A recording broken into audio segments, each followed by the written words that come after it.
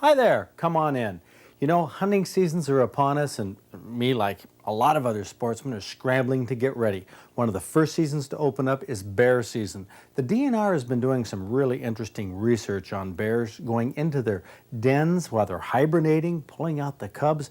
DNR has some interesting footage, plus we're going to talk with the guy who got the state record black bear. All this and a lot more, so stay tuned. I'm Fred Trost. It's Thursday night, time for Michigan Outdoors. So here it is, the state record Michigan bear taken by Matt Gettler. Matt, this is a 650-pounder? Yes, 650 pounds, scored 22 inches even, Boone and Crockett, and makes it 8th largest in North America. Okay, the Boone and Crockett scores the skull. Yes, measures the skull only. It scores length times width, and then totals it up. Mm-hmm. And that's how you get your score. And your bear stacked up how big in the... 8th in North America. Wow. It was pretty exciting. Now, where did this bruiser come from? Roscommon County. I think your dad said something. Come on over here, Norm. Didn't you say that that this bear was in shouting distance of the outdoor fair? Within shouting distance, yes. The Gettlers have hunted bears for years and are genuinely concerned about the bears. Active DNR research over the last few years has taken place on Drummond Island.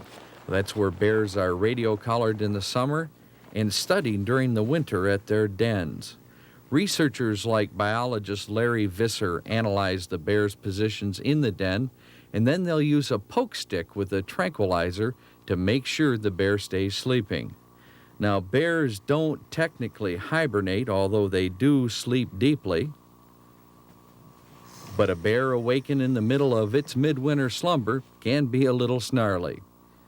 All that takes to prevent that is just a jab of the needle, and of course about a 10 to 15 minute wait for the tranquilizer to go to work, and it prevents any problems that might ensue. It's no easy task getting this bear out. Clearing the roots and snow away is only the beginning. It's a big den, but the opening is quite small, and just getting to the bear is a major problem. Ropes are wrapped around the bear's wrist, and then a real tug of war starts. This big male, or boar bear, will go well over 400 pounds. It's likely the biggest bear on Drummond Island. All the time the bear's temperature is being monitored. The bear wants or could become stressed, and biologists do not want that to happen. Researchers will also check for scars, conditions of the fur, and conditions of the skin to make sure no skin diseases are present. And they'll even measure all of the leg bones. But that's just the beginning. Blood samples need to be taken along with more measurements. It's a stem-to-stern checkup. Even the radius of the bear's paws are measured. A critical measurement, too, involves the teeth. In certain bears, a tooth may even be removed. It's never a canine tooth, though. That's far too important for the bear's welfare. Now, all of this data is recorded for each individual bear. The toughest measurement to get, especially on this boar bear, is the weight. Okay, he's almost clear. Almost 4 1/4 right there. Hold on. No, 4 1/4 less 10, 415. Okay, you gotta hold Right? on a minute. That's a dandy.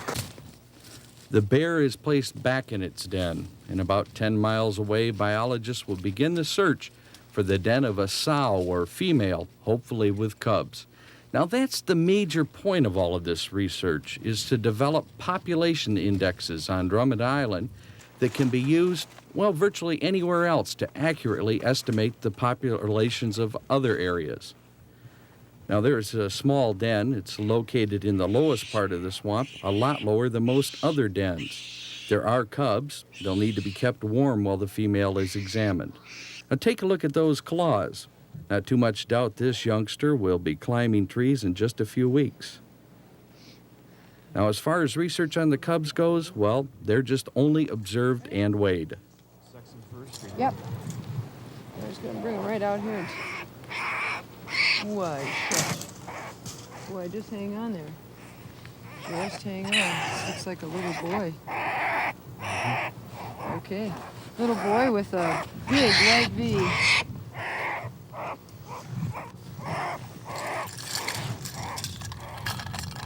Told you this one was the noisy one and it was a boy. You guys didn't believe me. There is a lot left to know about Michigan's black bears, and even though Matt Gettler and his dad have the state record black bear, there are some things about black bears that still surprise even them. One of the things that is amazing of this bear is his track size. He actually left a track on hard-packed sand that you would assume that bear would be anywhere between 350, 400 pounds. If you went by track size. If you just went by track size. But track size is very deceiving, the same way with people. We try to base our track size guesstimate more on imprint on terrain, depending upon what it is. I mean the depth of the imprint. And the size also, but even that would fool you. So many times you feel that you have an extremely large bear per track, and the bear weighs 150 pounds. Bears do come with big feet, disproportionately big feet. Bears and all animals, we feel, are just like people. They have different personalities. There are those that are easygoing and carefree, and then there are those that are seclusive that you never see. Mm-hmm. There are those that are clowns, and there are those that are terrors. They are extremely tough bears. They are hard on hounds, and they are the type bear that do the most damage. But that bear doesn't have to be size-wise to be tough. Usually 150, 200-pound bear is the meanest bear alive.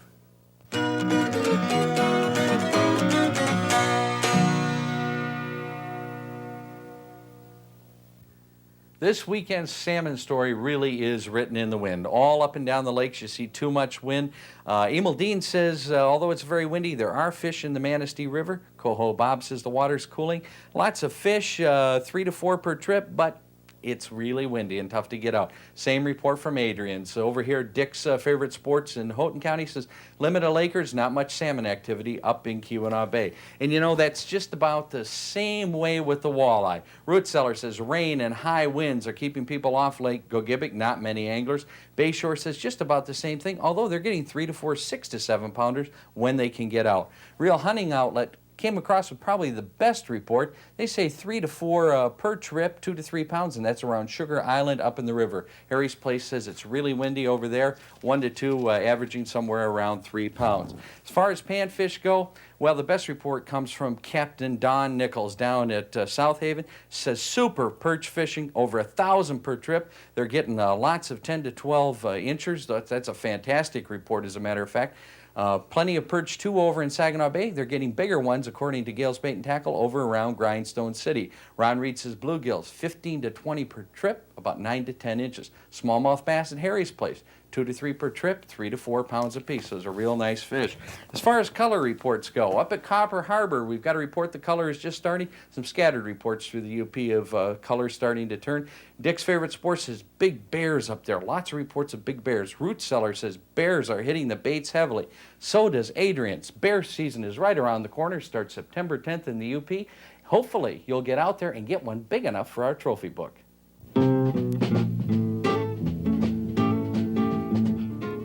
Hey, look at this. A big bull 1 pound, 2 ounce bluegill caught during the dog days of August on a leach in Grand Traverse County by Karen Wright of Traverse City. Now, here's a fish that'll fight you right out of your socks. It's an 8 pound, 5 ounce bowfin. Now, it was hooked, battled, and landed in Iosco County by James Alexander of Oscoda. George Shaw of Warren got this big northern pike, 24 pounds worth, on a jig and minnow and 6 pound test line last October in Keweenaw Bay.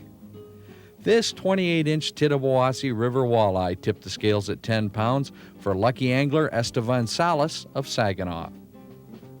Paul Lalonde of Bay City called in his big gobbler in Oscoda County. It had a 10 3/4 inch beard and weighed over 18 pounds. Now, if this 11-point buck doesn't get a bow hunter cranked up for the upcoming season, nothing will. Frank Berry of Bronson took it last October 12th in Branch County. By the way, he rattled it in, and that's a great reason to make Frank Berry our Michigan Outdoors Big Buck Hunter of the Week.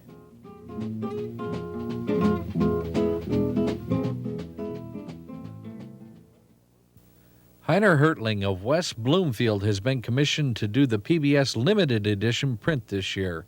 Hertling is a nationally known artist. The whitetail print will be available starting with the December PBS pledge drive. Michigan taxidermists have again cleaned up in the World Taxidermy Competition. A couple of weeks ago in Macon, Georgia, Terry Springer of Taylor took home the Best in the World title in the mammal division, and Bill Brandenburg of Clarkston was judged to have crafted the Best in the World bird mount. The DNR Fish Division has put a blocking weir in place on the lower Platte River. The weir was put there because of a court order to block the salmon run. Now, whether the DNR will truck the mostly coho salmon up the river to take eggs at the Platte River hatchery has not yet been decided. Dove season opened last Thursday across the border in Indiana. At one state-run area near Mongo, Indiana, 394 or 75% of the hunters were from Michigan. Those Michigan hunters alone took home almost 3,200 doves.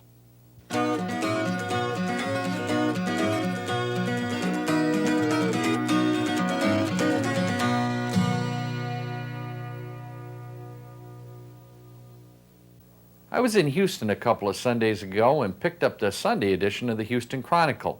Now, what was surprising about the Houston Chronicle is they don't have an outdoor page. They have an entire outdoor section every Sunday. They have several writers who wrote articles on saltwater fishing, trout fishing, and bow hunting. It was interesting to say the least. What's really amazing is here in Michigan, our two major Detroit dailies with their outdoor pages combined don't add up to what's done in one Houston paper.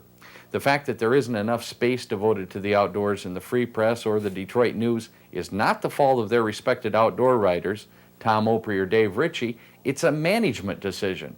Now, it's also a management decision to place advertisements that look like massage parlor ads in the outdoor sections. Now, these could be put in some other section of the paper. You don't see them in the outdoor section of the Houston Chronicle. Now, what to do about it? Well, drop a line to the editor of either paper and let them know how important outdoor news is to you. Let them know that you buy your Sunday paper based a lot on its outdoor coverage. With 1.5 million active Michigan hunters and anglers, we're well within our rights to expect first-rate treatment of the outdoors from our two biggest daily papers. Matt Deskins from Romeo is a high school junior, and he says he'd like to become a wildlife biologist for the DNR. What are the requirements? What colleges or universities in Michigan offer the best education for that career? Well, Michigan requires a bachelor's degree in wildlife management, wildlife biology, or animal ecology. Now, many colleges have wildlife biology classes, but not all have degree programs in wildlife management.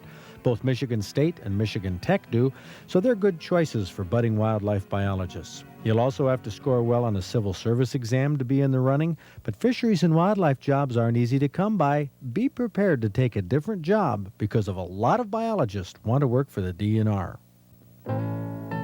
Fred Trost Hunters Workshop takes place Saturday, September 24th at Okemos High School. On hand will be experts on all types of hunting from around the state. Be sure and make plans to join us Saturday, September 24th.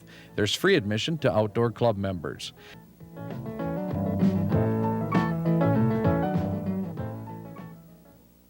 Not to give away the end of the story, but we probably caught 30 or more rock bass on this day, big ones, many of them approaching a pound. Now, I say we caught rock bass. We were going for smallmouth, but we didn't catch that many. You're looking at the ones who did. Wayne Magdalena, Lou Borer, Bob Garner, Ron Spittler, he caught his share too. Okay, there comes a nice bass. This is a scrappy one. It's like a smallmouth. All right. We found him. There you go. Excuse me. Okay.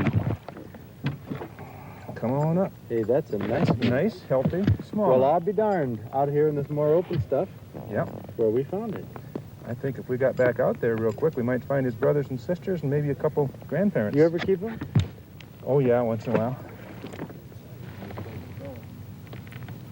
By this time, I've seen quite a few fish being caught by everyone else, so the spinnerbait gets a rest while I put on a buzzbait. Now, a buzzbait is a lot like a spinnerbait.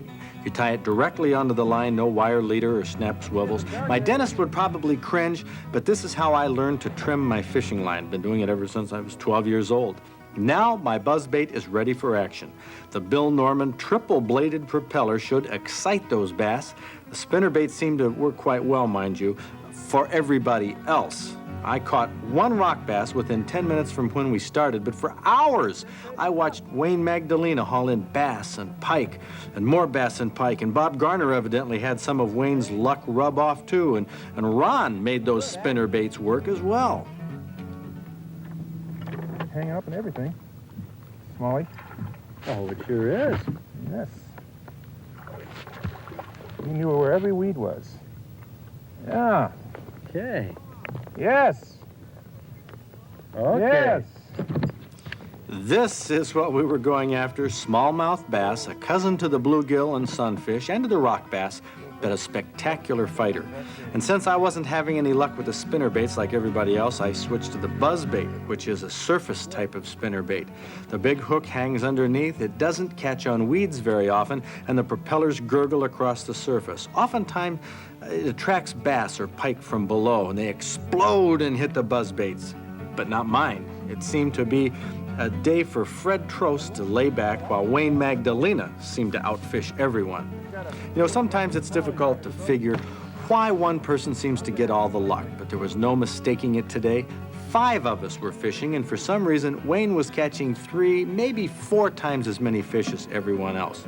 And in our boat, though, Ron was way ahead of me. But he did bring in some interesting fish. It's a little largemouth. Yeah. What is this? Is there a spot on the side of that one? Yes. Got an earmark of some sort. What did you call it? Just looks. It's just a pigmentation. Might have been an injury of some hold sort. it to the camera there. Yeah. That's right. Hooked well. Boy, he sure did. There we go. Well, it seemed if Ron didn't have a fish on, Wayne did. Oh! Wow. And then back to Ron. But this time he latched onto a dandy pike in only about 2 feet of water. Whoa, Thick look at weeds. this. I couldn't believe that. This is in shallow. Very Well, shallow. You know, they're laying in it like this. Now comes the delicate part. You want the pliers? Don't think so. Well, that's great. May not get him. The fun thing about catching Don't pike I is the grab it? way they hit. They slam a lure, Yeah, and they'll pretty clamp heavy. down on it too. That makes a real struggle in the boat when you're trying to get the hook out. And all of this just reminded me of how they haven't been doing that to my lure.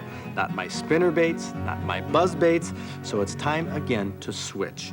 This time I'm going to another classic lure, a Daredevil single hook weedless with a chartreuse skirt. Man, doesn't that look good? It's a bass and devil, and I'm putting some juice on it. You know, those kind of juice that is supposed to help you catch fish.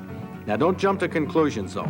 I have been using that juice all day, and I have caught less fish than anyone else. This is only my second fish towards the end of the day, a little pike. He really slammed the spoon, though, took it right down his mouth, and he clamped onto it, too. Because a little shaking in the boat when I was going for my pliers, and he was off. Well, this is typical of pike, jumping and fighting right down to the bitter end.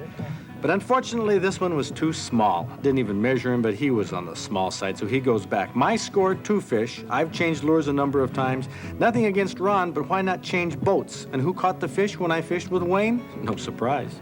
Hey, hey! Now that one must have been following it, huh?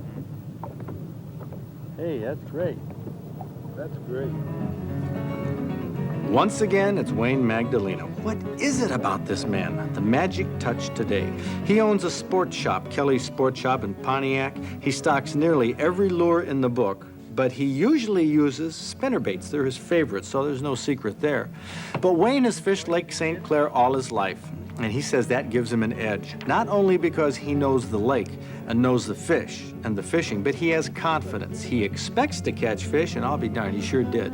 That's important to fishing, or actually it's important to anything you do. Without confidence, you might not grab those opportunities that come by, and I really think there's something to that when it comes to fishing.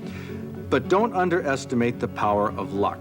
Sometimes you can have just plain bad luck. I think this was my day, but it was fun being out there seeing Wayne Magdalena, Ron Spittler, Lou Borer, and Bob Garner catch fish. And look, though, at Wayne's last one. That's a good one. Is that a good one? That is. That is a good one. Whoa! Oh, that is a good one. Wayne, they're getting bigger. Seems that everybody's luck runs out sooner or later, which is the real challenge of fishing. Uh-oh. The one that The got one. away. Oh, you're kidding. Wayne, how did you do it? Well,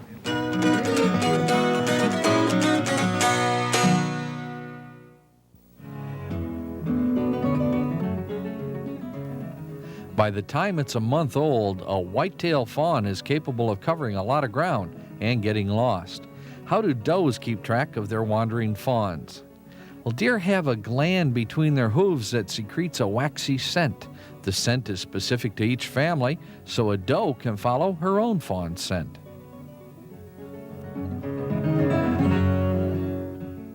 We have a restaurant quality recipe here, salmon with Basil Hollandaise, sent to us by Louis Durazio from Warren.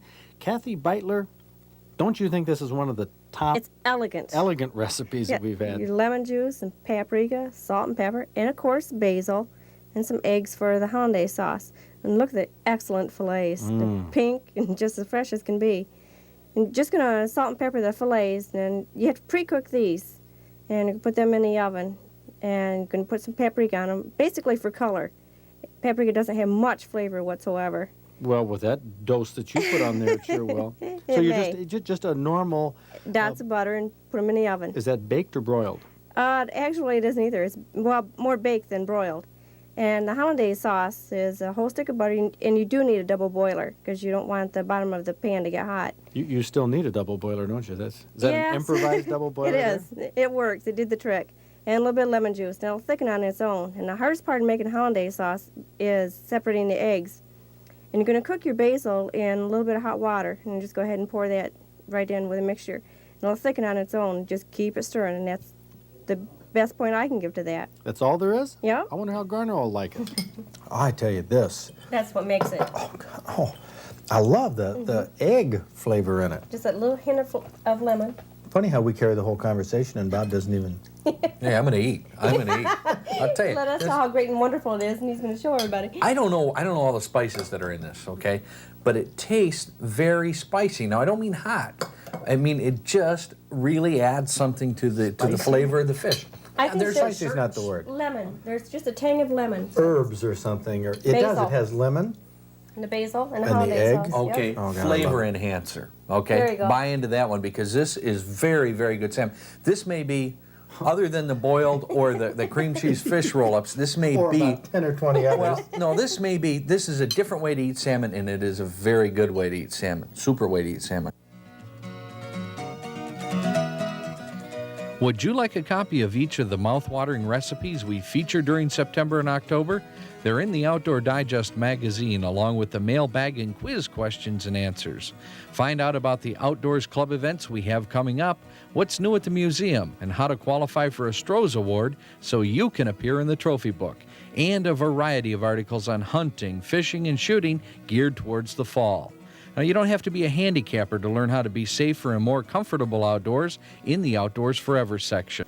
Next week on Michigan Outdoors, Bob Garner will compile the latest DNR and guide information on the upcoming hunting season. How will that drought of '88 affect our game? Well, tune in and find out. That's next Thursday night right here on PBS. Sometimes when the moon brings out the diamonds in the snow, and the stillness of the forest lies encased in our